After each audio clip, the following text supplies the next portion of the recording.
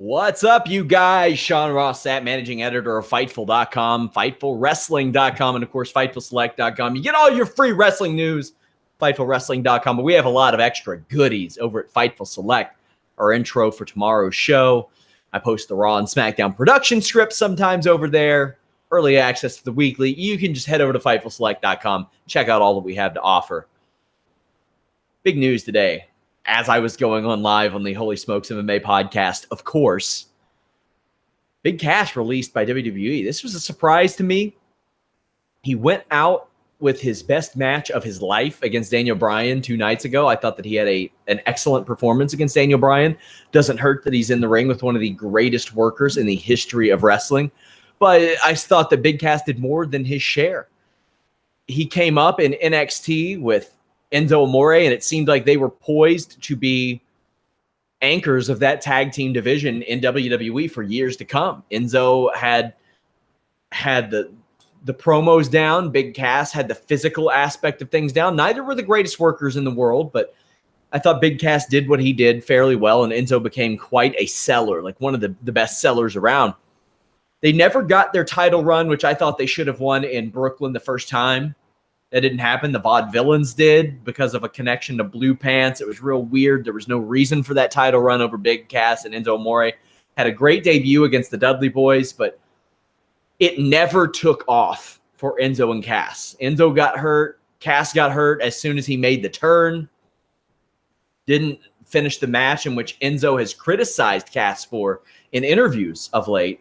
Keep in mind, Enzo also didn't finish a match when he got knocked out cold by a bottom rope, but Big Cass returned earlier this year, and his gimmick was that he was tall and that he thought he was better than people because he was tall. That led to a segment a couple of about a month ago. Now, there's a lot to go into this. I have not been told why Big Cass was fired. I know he's not backstage at SmackDown today. I know that he was at a live event yesterday. He wasn't factored into the script necessarily, and there's going to be there were revisions done this week, however. So about a month ago, it was after the Greatest Royal Rumble. Daniel Bryan was set to interrupt a segment in which Big Cass big booted a little person dressed as Daniel Bryan to play off of how much bigger Big Cass was. However, Daniel Bryan's chest was still painted up so badly from the Greatest Royal Rumble, WWE did not want that to air on TV. They didn't want him appearing on TV with those deep chest bruises.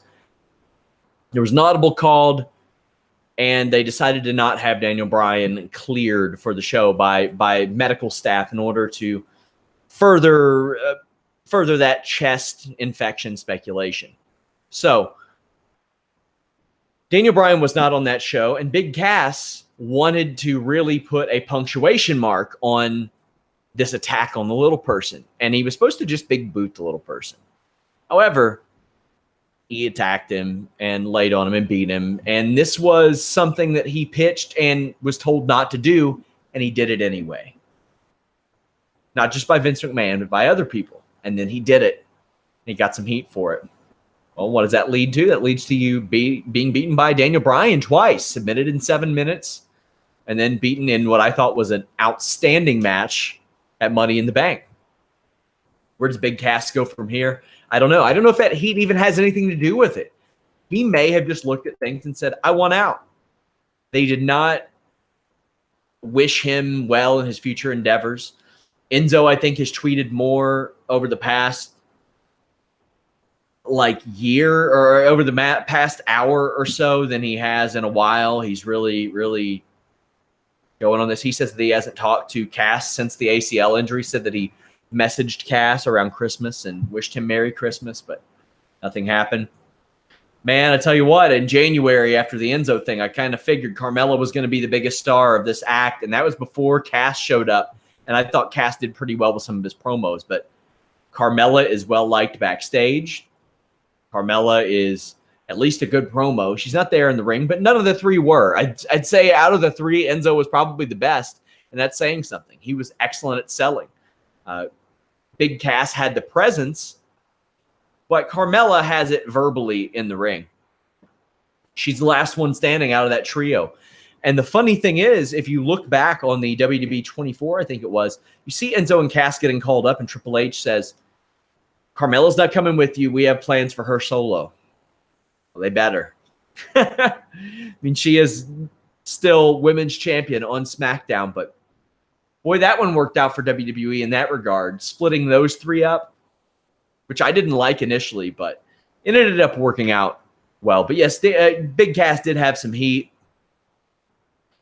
You know, I had heard some stuff about his political views coming into question often with some of the boys backstage. That's honestly what I had heard of most from him as far as a heat thing goes, and that was a long time ago.